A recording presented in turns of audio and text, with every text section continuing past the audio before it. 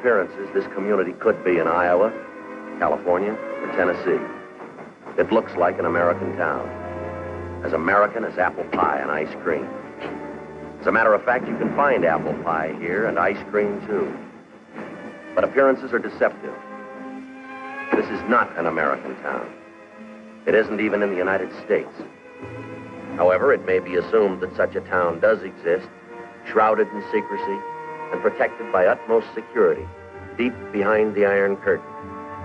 Russia seems to have plenty of barbed wire to enslave its own people, to keep freedom out. You might call this a college town, communist style. As part of a long-range plan to destroy our free way of life, these young communists are studying the economic, political, and religious institutions that are the very heartbeat of America. They're studying you, the way you talk and think. They're becoming acquainted with supermarkets, baseball games, and hot dogs, with all the precious freedoms which Americans so casually enjoy.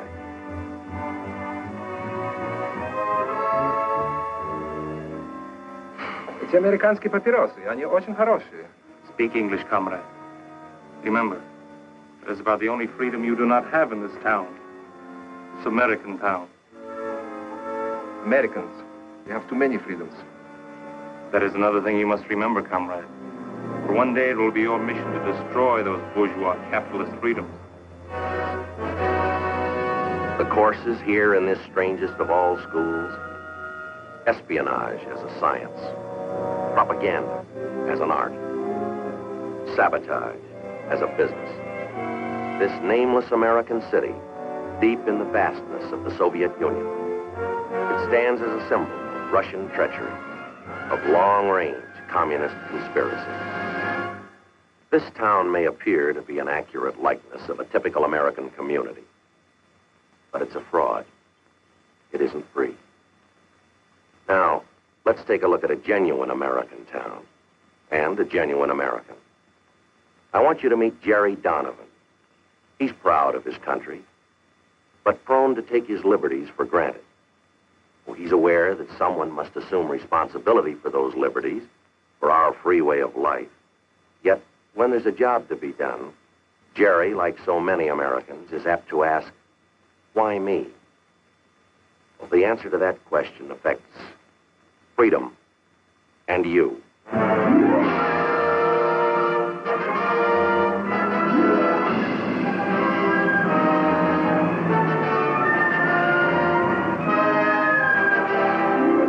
This is Jerry's house, and that's Jerry's little boy, Jimmy. He's the fastest runner in his class.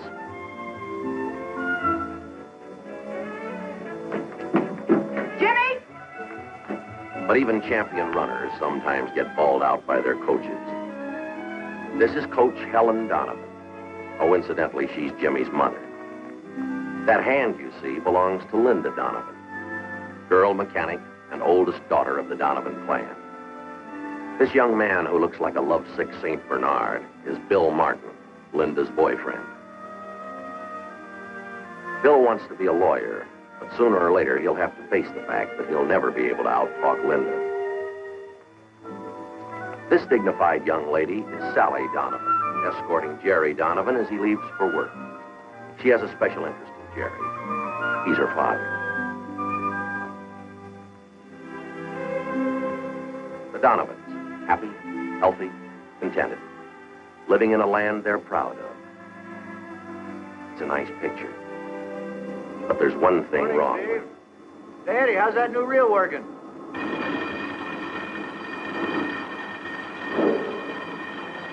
Hi, George. How goes it? Morning, Bertha. What'd you say? Morning, Bertha. Bertha, that's what I call my lathe. It's sort of a nickname. All right, sweetheart, the vacation is over. Now we go to work.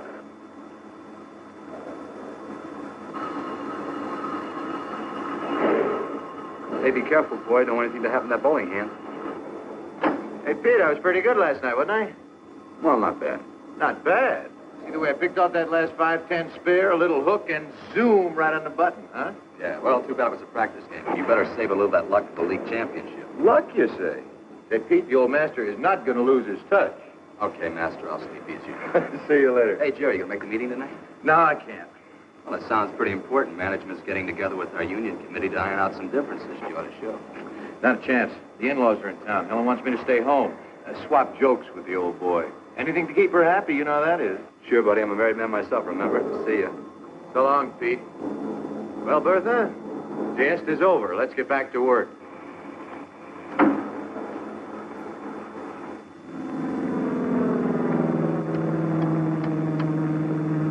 I think it's just wonderful of the Armed Forces Committee to let us use this strip today. Glad to do it. There he comes.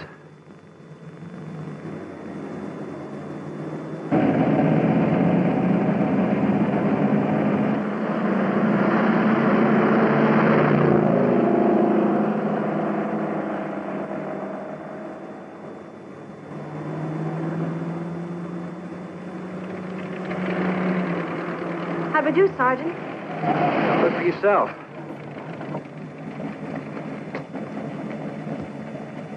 Break any records? Take a look for yourself. 103.92. Hey.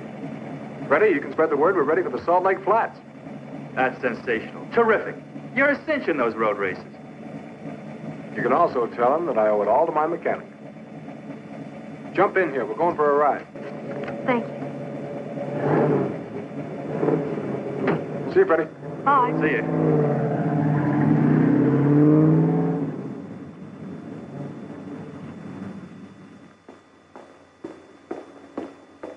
Oh, no.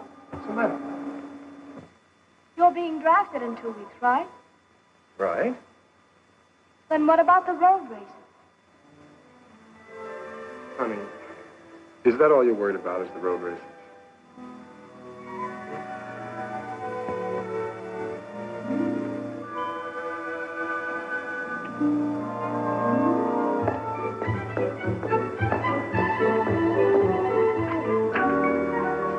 Hello. I'm Bill Martin. I'd like to see Major Barnett. Just a moment. Bill. Oh, that's all right. Major Barnett's a friend of my father's.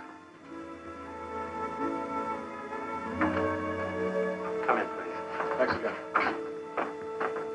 Major Barnett? I'm Bill Martin, Owen Martin's son. Well, Bill, this is a surprise. Let's see, the last time I saw you, you were playing shortstop for Little League. Yeah, it has been a good while, hasn't it? Oh, this is Linda Donovan, Major. How do you do, sir? A pleasure, Miss Donovan. What can I do for you, Bill? A few weeks ago, I went down and took my physical, and then I was notified that I'd been classified 1A. Then I got my orders to report for duty. Congratulations. Thank you, sir. What I was wondering was, well, is there any way that I might get a postponement? Well, now, since you aren't under my command, this will have to be unofficial. However, there are extenuating circumstances. Health, hardship. There's a reason for your requesting a postponement fall into either of these categories? Not exactly, sir. There's some road races coming up in 3 weeks, and I wanted to enter them. And that's the only reason why you want your orders postponed? No, sir, there's something else. Linda and I, we want to get married, Major. I'm glad you remembered to mention that little point.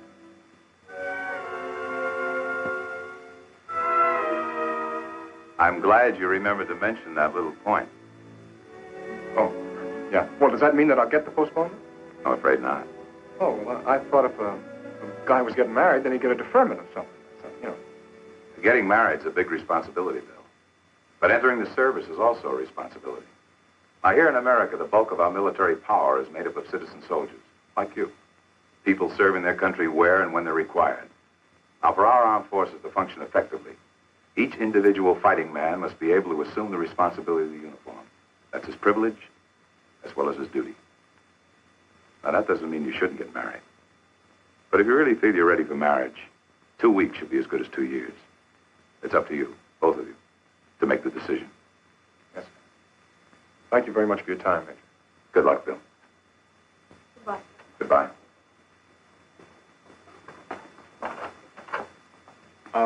Major, about those road races. I guess we didn't figure on breaking any records anyway. We'll see you. Bye. Goodbye.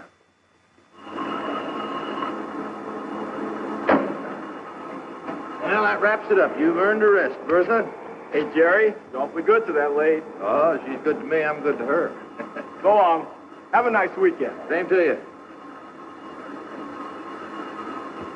Oh, you can't make it tonight, Jerry. Yes, see you, Pete. Yeah.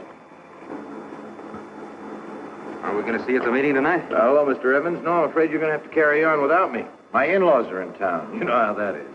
Of course, everything's in pretty good hands. Well, that's not the point, Jerry. You missed our last meeting with the union committee. There's going to be some pretty important items on the agenda tonight. You ought to be there. Say, aren't you forgetting something? You represent company management, remember? Now, what do you care whether I show or not? Well, I do care, Jerry. We're always willing to iron out any difficulties with the unions, but we want to do it on a representative basis. Otherwise, all our efforts are meaningless. You know that. Yeah. Well, excuse me, Mr. Evans.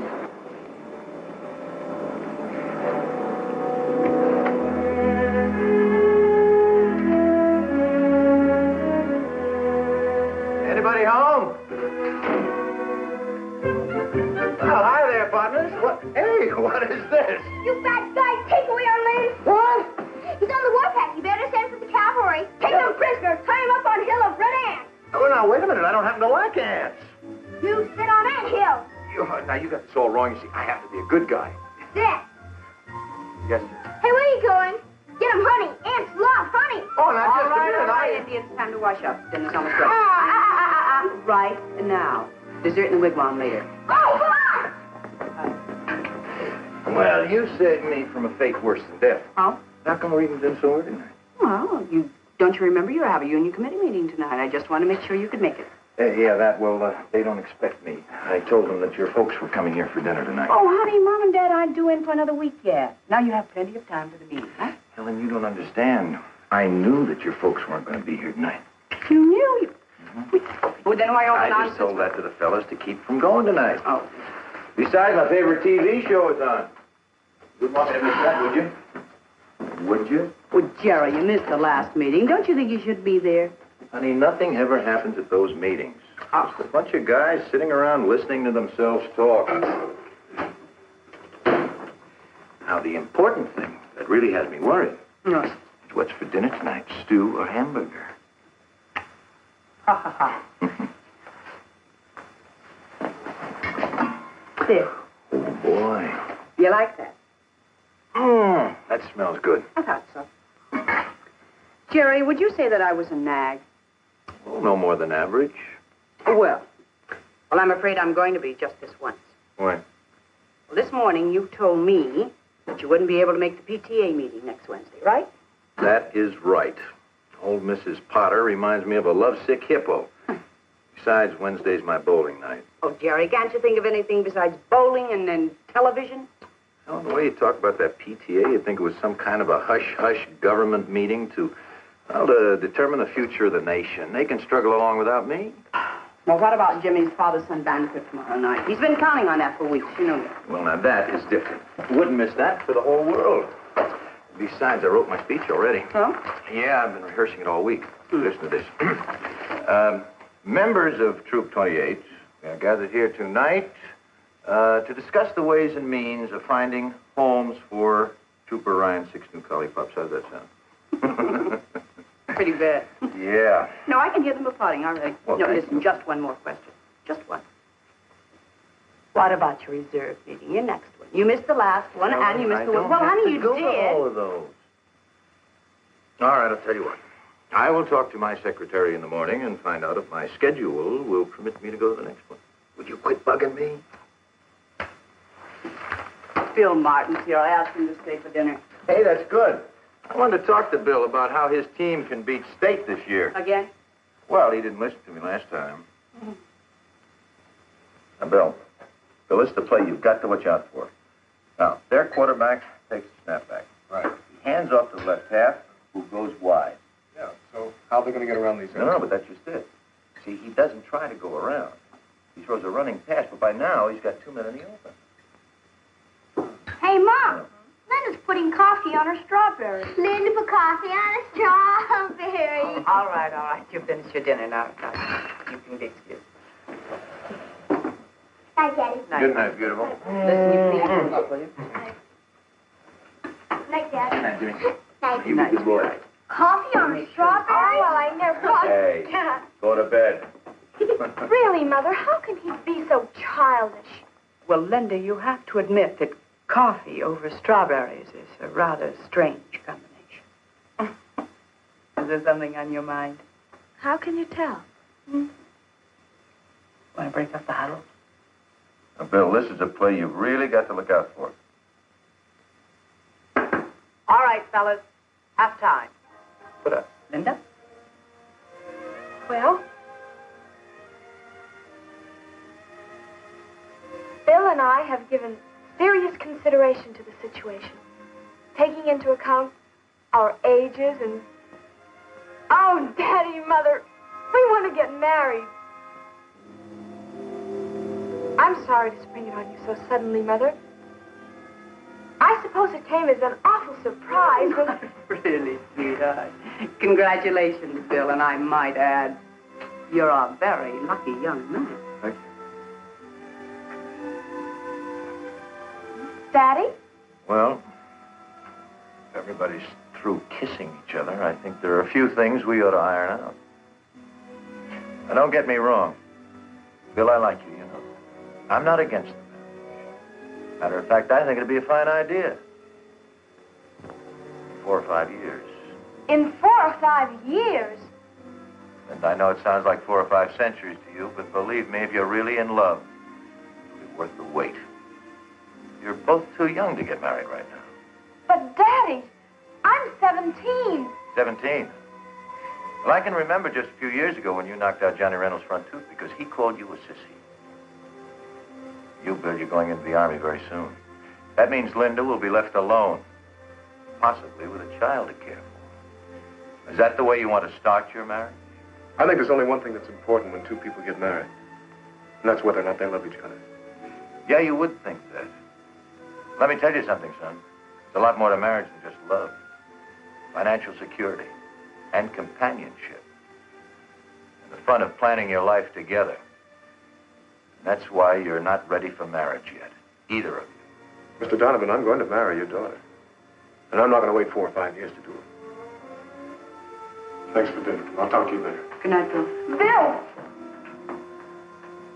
Linda. Honey, now let them go. Oh, come on. Don't you remember how young we were when we got married? Ellen, it's got nothing to do with it. Things were different then. Times change. Nowadays, the young kids just think about television and road races. Is that what they really think life is? Just one great big road race with a trophy for the winner? Oh, honey, it's not as though they're going to run away tonight. You'll have a chance to talk to them, maybe even make them see your side of it. Now you agree with me. You see, now you agree with me. I didn't say I agreed with you, Jerry, but I admit there may be something in what you say, yes. Well, why didn't you tell it to them instead of letting me battle it out all alone like Custer at the Little Don't get so Bighorn? excited. But who's excited? I'm not excited. You are excited, yes. Well, as a matter of fact, I'm going up to bed right now. Bed at 8:30? Yeah, that's right. I'm going to drive up to the lake with George Lawson first thing in the morning. We've got a very important engagement with some freshwater trout. Now, Jerry, you're not going to forget about Jimmy. The father-son banquet tomorrow night. Forget it? After I went to all the trouble of writing that speech? Not a chance. Good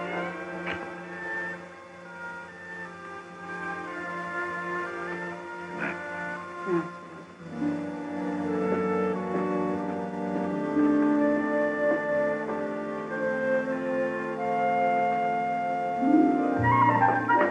Mom, I'm all ready.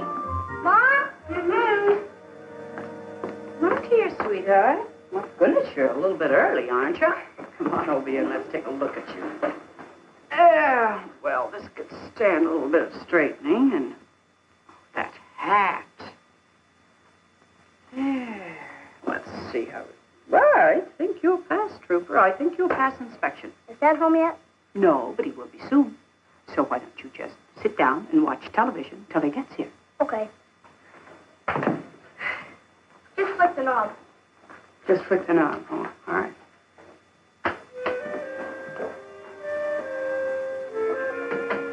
Hey, everybody, I'm home. Where is everybody? Helen, come here. I've got something to show you. These are beautiful, not one under 2 pounds. And I caught my lip. What's the matter? I told you never to hold dinner for me when I'm out It fishing. wasn't dinner, Jerry. But It wasn't dinner. no. I meant to be back in time for that banquet. I forgot. I just forgot. I believe you. But I can't excuse you. That's up to him.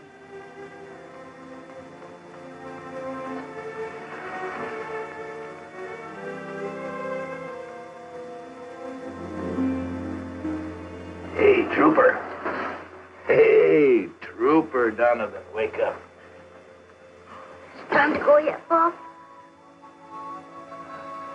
Jimmy, the banquet's over.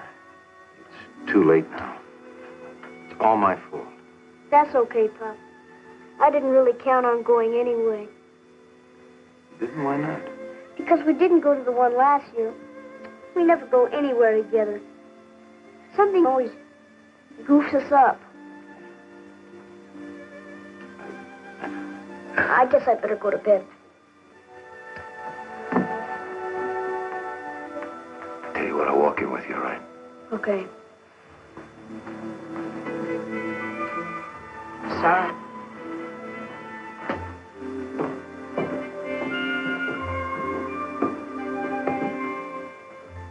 Trooper Donovan, I have my speech right here. I'm going to save it for next year's banquet. Is that a deal? Sure, Pop. Jimmy? No hard feelings? Sure, Pop. No hard feelings. Attaboy.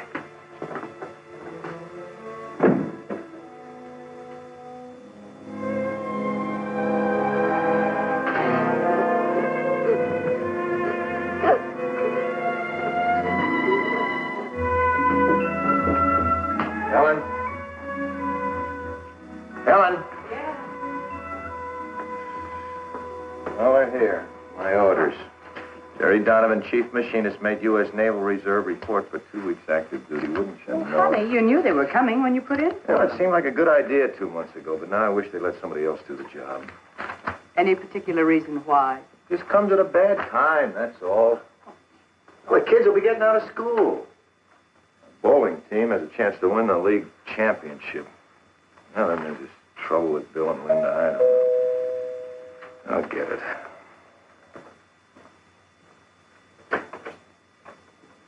Well, hello, Bill. Hi, Mr. Donovan. I came by to see Linda. Well, that's fine. Come in, come on in. Come on in, sit down. Make yourself comfortable. Thank you. Good evening. Hello, Bill. I'll tell Linda you're here. Thanks, honey. Smoke? Thanks. I just got something that might be of interest to you. What? Memento from Uncle Sam. Congratulations. Yeah. The way it looks to me, Bill, that kind of puts us in the same boat. Let's just forget that I'm a few years older than you. Fact is, we both face the same problem. What problem? Going on active duty. Of course, in your case, it's a little bit different. You're younger, unmarried. Uh-huh. But I intend to get married, Mr. Donovan. That's what I'd like to talk to you about, Bill. You can see how it is with me. Just 2 weeks, and I'm going to have to worry about Helen and the kids for the time I'm away. But if a man doesn't have a family to think about when he's in the service, he can start with a clean slate as soon as he gets out. Sounds to me like you resent having to go.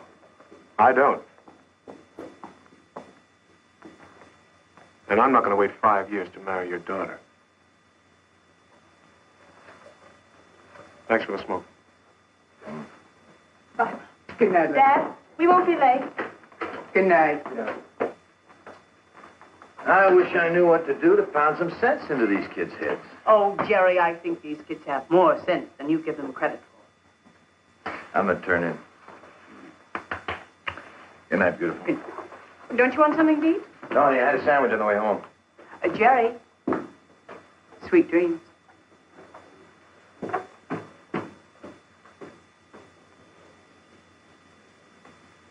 Picture of an American retiring for the night, going to bed in comfort, without worries or problems. Well, almost without problems. Linda and Bill may mean momentary worry, but in America, there's always tomorrow, with its bright promise. And problems will work out. Somehow, things always work out. Now, in a few minutes, Jerry Donovan, father, fisherman, machinist, and loyal American, will be asleep. But tonight, instead of the sweet dreams his wife wished him, let's give Jerry a nightmare, a real red nightmare. Now, you remember that Russian town we saw earlier? The town that looked like it belonged in Kansas or Ohio or Vermont? Let's lift that town out of the Soviet Union. Let's superimpose it on Jerry's hometown. And those precious freedoms Jerry so complacently accepts. Let's see how many freedoms Jerry might lose if suddenly he had to live under communist domination. Now, you may not like what you're about to see, but it could happen to you if everybody took responsibilities as lightly as Jerry Donovan.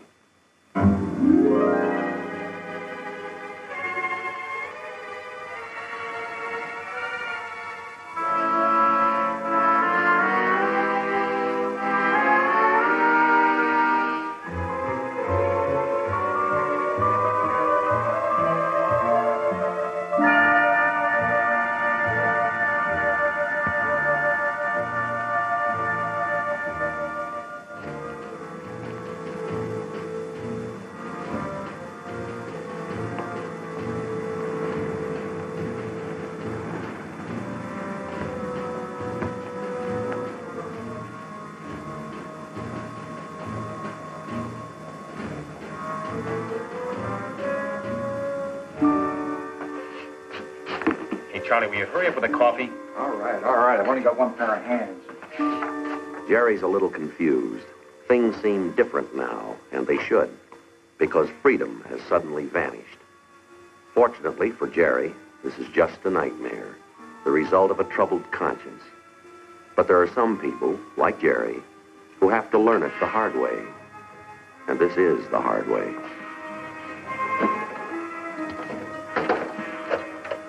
Your permit number, please. Permit number? Operator, I don't have a permit. I just want to call my house. I want to talk to my wife. No personal calls are allowed without a permit from the commissar. You will get off the line, please. Operator.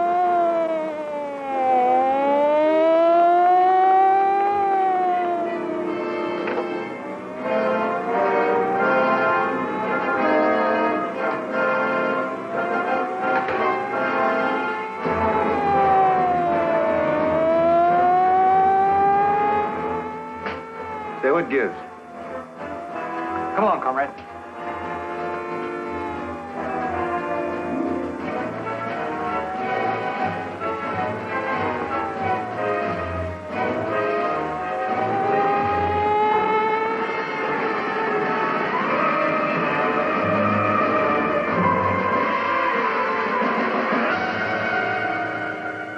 My congratulations, comrades. Now that you've become acquainted with the enlightened communist system, in contrast to the outdated capitalistic way of life, you are now prepared for the next step of your indoctrination, which will be most difficult. When the moral fiber of the United States weakens and the economy collapses under the pressure of competitive coexistence, you will assume control. You will move into every phase of American political and economic life. It will be your responsibility, comrades, to purge the minds of the reactionary Americans so that they will welcome the enlightened Soviet system and conform without resistance to the dictatorship of the proletariat. Thanks to you and your dedicated comrades, the whole world will soon bow to the hammer and sickle. But remember, we must be alert for the slightest sign of weakening of the bourgeois capitalists. You will find that duplicity, deceit, treachery, and inconsistency can be effective weapons against these gullible Americans. Again, my congratulations, comrades. Continue the good work.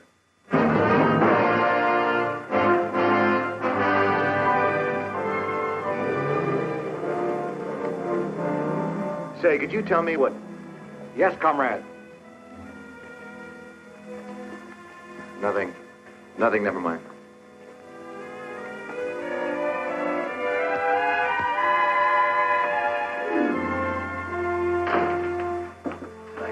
Thank God you're all right. I have something to do. Gee, Helen, I'm sorry I'm late. Something strange happened. Something very strange. I was standing in the plaza... Never mind that. But you are disturbing the children.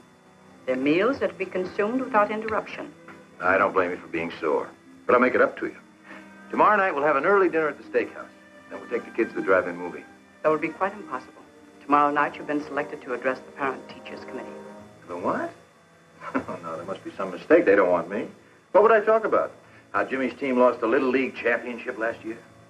The subject of your address has already been selected for you. The theme will be how the new communistic life benefits children. Oh, wait a minute. What if I don't want to talk about that? What if I don't want to talk at all? I would advise you not to object. Recently, the party learned that you were on the debate team while in school. They were very disturbed that you kept this fact a secret from them. Experienced speakers are needed by the party. They'll make very good use of you. That's right, and next week you will make another speech to the young pioneers. Oh, really? And what am I to say? Or does the party have that figured out, too? Your topic will be communist youth and industry. You will tell about the success of the school reform plan. And the record yield of corn harvested on the children's farm. Why is it that everybody knows what I'm supposed to say except me? The speech was delivered here yesterday, and the children took it to school with them. They told us that if we learned it, we would understand the communist purpose. Oh, they did they? Well, I just happen to be your father. If you don't mind listening for a minute, there are a few facts I'd like to explain to you. Sergeant, check the kitchen. You look in the back. I'll be upstairs. Hey! What is this? Where do you think you're going? We have no time for explanations. Already we are 15 minutes behind schedule. I don't care who sent your why. You're not going to take another step until I see your warrant. Warrant? We need no warrant. As a member of the Young Communist League, your daughter has volunteered for farm work. She's to be transported immediately. The truck is waiting outside. Now, wait a minute. Let me get something straight. You say my daughter volunteered? That is correct. Here's the signature. Requesting transport to the People's Collective. The signature on that piece of paper is false. And everything you've said is a lie because my daughter would never leave here of her own free will. Sergeant! You've got no right to be in this house. I'm going to give you just 10 seconds to get out of here. Daddy? It's true, Daddy. I did volunteer for farm work. Brenda, why? The party convinced me that I should free myself of the lingering bourgeois influence of family life. I am ready. Brenda, honey. Do not interfere. It is for my own good. And Comrade Donovan, do not think that your deviationist remarks shall be overlooked. They will be reported to the proper authorities.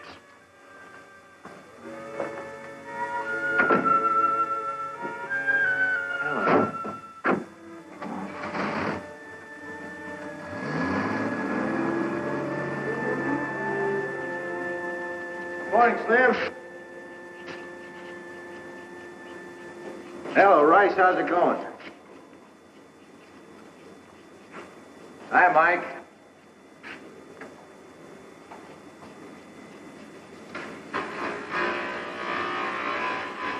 Hello, George.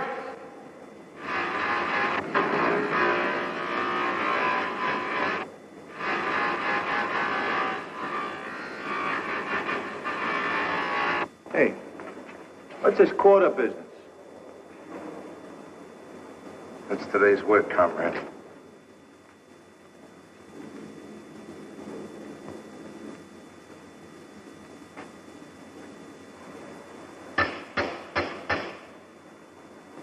Hello, Pete. Having a little trouble. Bertha doesn't seem to be in a working mood. The late must be fixed immediately. You have a quota to fulfill. If you fail, we'll all be held responsible. I'm doing the best I can. Quota or no quota, I can't do anything till I get this fixed. Well, then I advise you work during your lunch hour. The quota must be met, and Comrade Commissar isn't interested in excuses. Honey, I overslept. The kids get off to Sunday school all right? Well, it's a beautiful day. Good they get back from Sunday school, why don't we all pile into the car and go over... Hey, what is this? Someone going on a trip? You could call it a trip. Actually, the children are going away to a state school. Now, wait a minute. Wait just a minute. I don't know what's happened to you or what they've done to change you, but you're not going to send these kids away. Oh, she's not sending us away. It was our idea. We learned in school that home life does not encourage the growth of the collective character which the party wishes to develop in its young people. It's your fault. You should have spent more time training us to think along party lines. Instead, you yourself have been guilty of deviationism and bourgeois sentimentalism. As a member of the Young Pioneers, it will be my duty to report you. You better listen to me. All of you. I don't want to hear any more talk about state schools and party lines and collective character and deviationism. This is going to be a family again, and I know just where to start. You two are going to Sunday school, and you're going right now. Mommy, tell her! No use to argue. Mom! This time, I'm going to overrule the party. Come on. Dad! They've been poisoning you kids with those lies long enough. Now you're really going to find out what the truth is all about. We tried to tell you, Dad, but you wouldn't listen. There is no more Sunday school. Please take us home now, Daddy. Everybody's looking at us.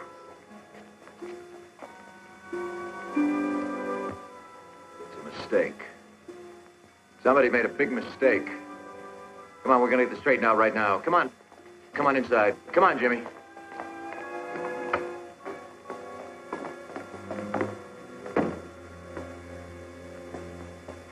What's happened? What have they done? Keep your voice down, comrade. Otherwise, I shall have to report you. Who put these displays in here? This is a house of worship. You are mistaken. This is the People's Museum. And I warn you once more. This place is a lie. Everything about it is false. These models? This was not invented by a Russian. The man's name was spelled Alexander Graham Bell. And he was an American. Get that, comrade. Everything on this table is as phony as the town. The rotten system you call communism.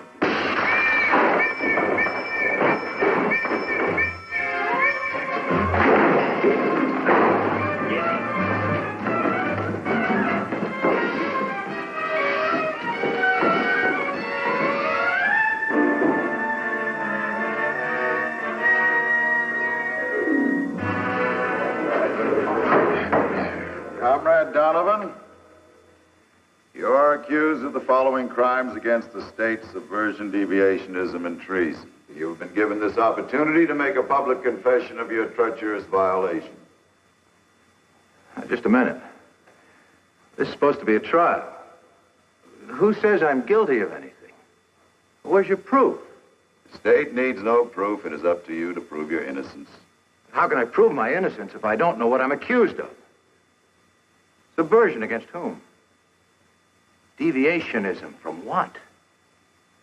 Treason against what government? The prisoner has been given his opportunity to confess. I ask now that he be sentenced. Now, wait a minute. You've got to listen to me. They say I'm guilty of crimes against the state, but it's the state that committed the crimes. Why, they broke into my home without a warrant. Armed soldiers. They took away my daughter. They desecrated a house of worship and replaced religious objects with phony displays, and they called it a museum. They even tried to turn my own kids against me. My wife.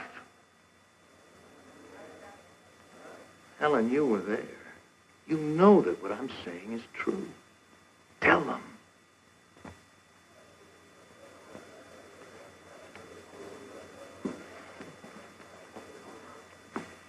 Mrs. Donovan,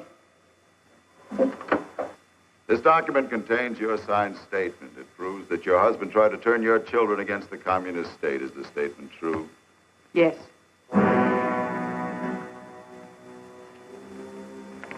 Lieutenant Martin, Comrade Kucheznov, Comrade Malenko. These documents contain your signed statements. They prove that Comrade Donovan is guilty of deviationism and treason. I want you to tell the court if these statements are correct. I will ask you each in turn. Comrade Kucheznov. Yes, the statement is true. Comrade Malenko? True. Lieutenant? The statement's true. There's no need to continue this trial. The evidence against the prisoner is overwhelming. I ask now that he be sentenced immediately. I want to see those statements. And maybe I'll have a few words to say in my own defense. The prisoner will step back into the box.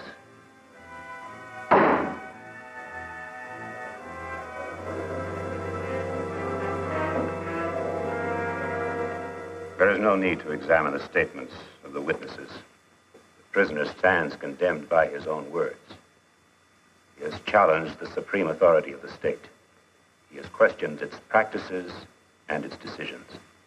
And by these actions, he has proved himself to be a dangerous enemy to the proletariat. He must be treated as such, as an ugly remnant of a diseased bourgeois class. He must be eradicated before the contagion can spread.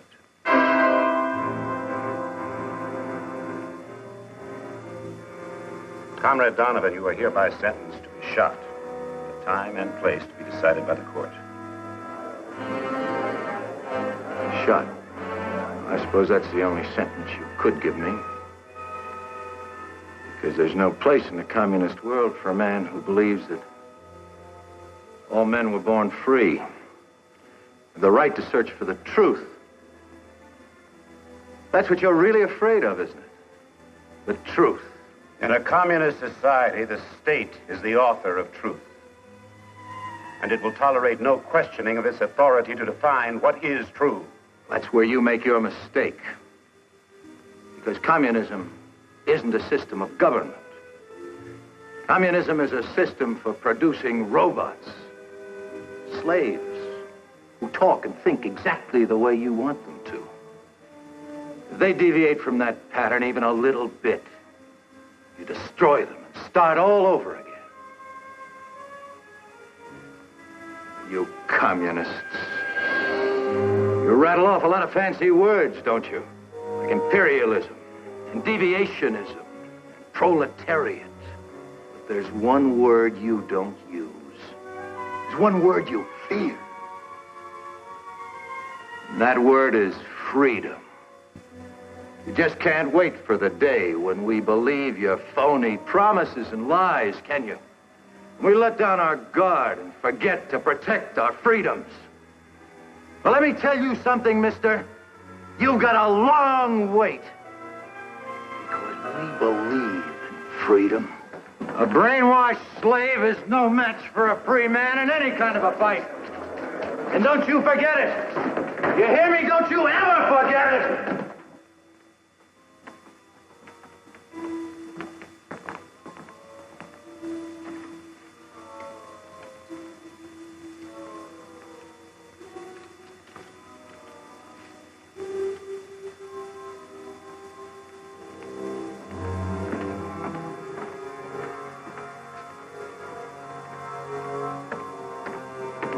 Comrade Donovan. Comrade Donovan, do you know why you're here? I can guess. Do you have any last requests? Yes. We really need these? I don't think I'll be going anywhere. Nevertheless, I'm afraid they're necessary. Comrade Donovan, you've been convicted of crimes against the supreme communist government. Being an enemy of the state, you must be liquidated. I have been commissioned to carry out your sentence. What, no firing squad? I'm afraid not. However, as the last favor from the government, you are hereby granted one final chance to confess your crimes. If you wish, a recorder will be summoned to take down your statement. I have a statement to make, all right, but you can deliver it. You just tell your government that someday its own people are going to get wise to it.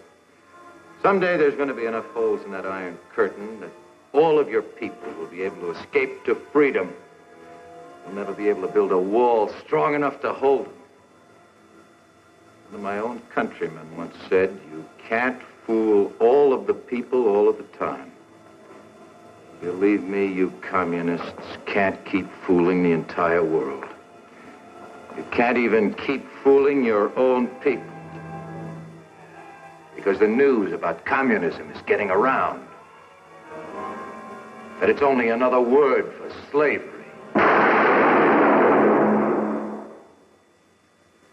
Don't worry, Jerry. that bullet will never reach you. Because it's time to bring you back from your red nightmare. What you have seen is not entirely fiction. Greater brutality is taking place right now in countries which have been swallowed up by the communist machine. We know that Jerry is waking. Let's see if his dream has impressed him.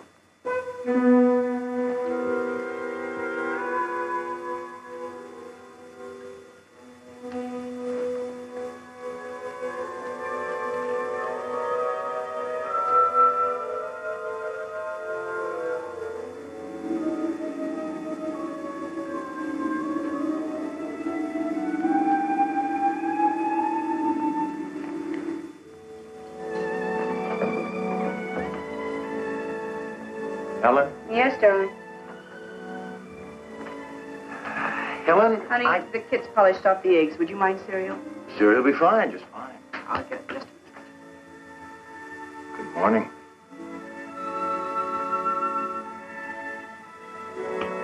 Well, good morning. Good morning. Daddy, will you buy me a new space helmet? A what? He's gone from wide open spaces to outer space. Oh, he is he? Yeah, I guess we can put you in orbit all right. You get a space helmet. Hey, Mom! Mom!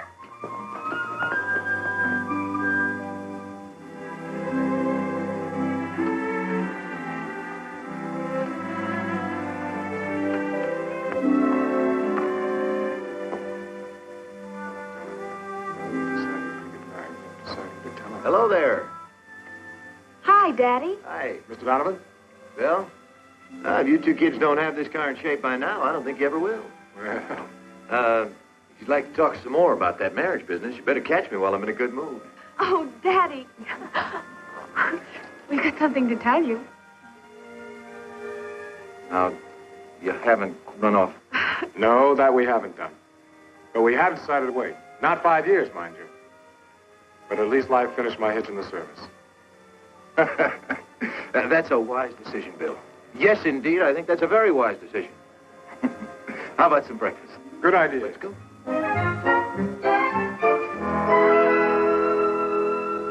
Jerry knows now, so he'll never forget it. Responsibilities are a privilege, an inherent American right, the strength of our nation. The bright hopes of a free world are founded on the dedication of individual Americans. People who guarantee freedom by standing ready to fight against aggression, against the communist attempts at world enslavement. Freedom is not hereditary. It must be earned. Freedom has a price, and its price is vigilance. Its price is responsibility, not only of government, but of every citizen who salutes our flag. Those who serve as a part of our nation's armed might, and those who have served, they guarantee freedom's continued existence. Freedom. No single word in all the languages of mankind has come to mean so much. Freedom to enjoy the simple things of life in the circle of family and friends. Freedom to work at a vocation of our choosing. To vote in open elections for the candidate we believe best qualified. To come, to go as we please. Freedom to own property. To enjoy the priceless heritage of life, liberty, and the pursuit of happiness. To marry and raise a family with belief in the dignity of the human spirit. To study in the field of our choice. To speak our beliefs. To worship God. These freedoms that spell America. They represent a way of life that has become the farthest advancement of mankind on this planet. The world community is always threatened, as it is at this very minute, by predatory nations poised to destroy, to devastate, to enslave the world's people. To prevent communism from consuming the entire free world, there stands but one man. That man is you, the individual, the American. You and millions more like you. As our military might guards the continued existence of freedom and peace under God, our strength and shield is you. the civilian who respects his responsibilities, and the American in uniform.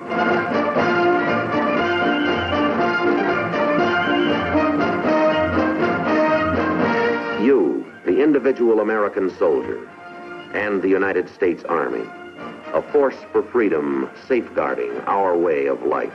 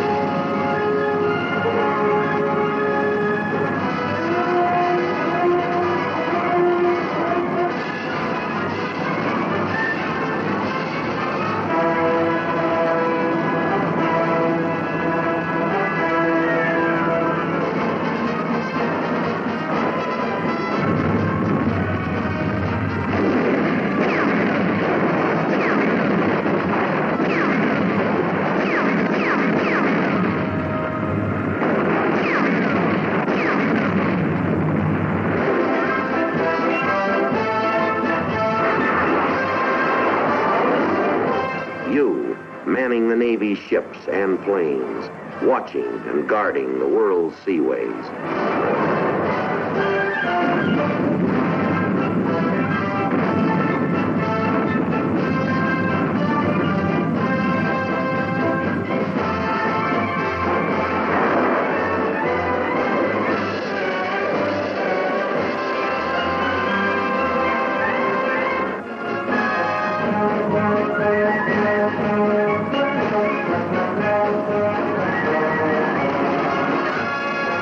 And you, in the Marine Corps, standing strong and ready to preserve the world's peace.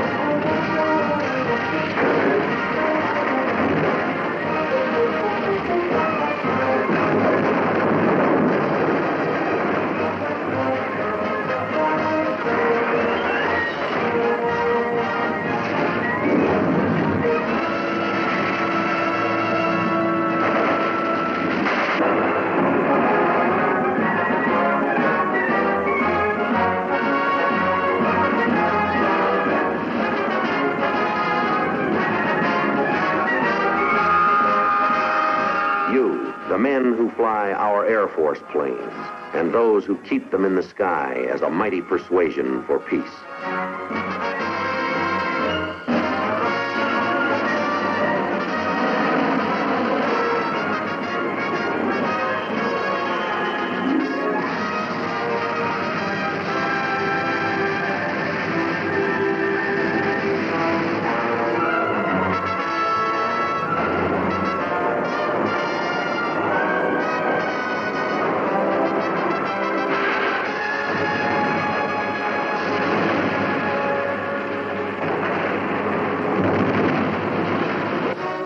As long as our soldiers and sailors, airmen and Marines are skilled in the use of modern and efficient weapons, fired with imagination to adventure into the future, the chains of communist slavery never will close on the free world. Because there stands that one man. That man is you.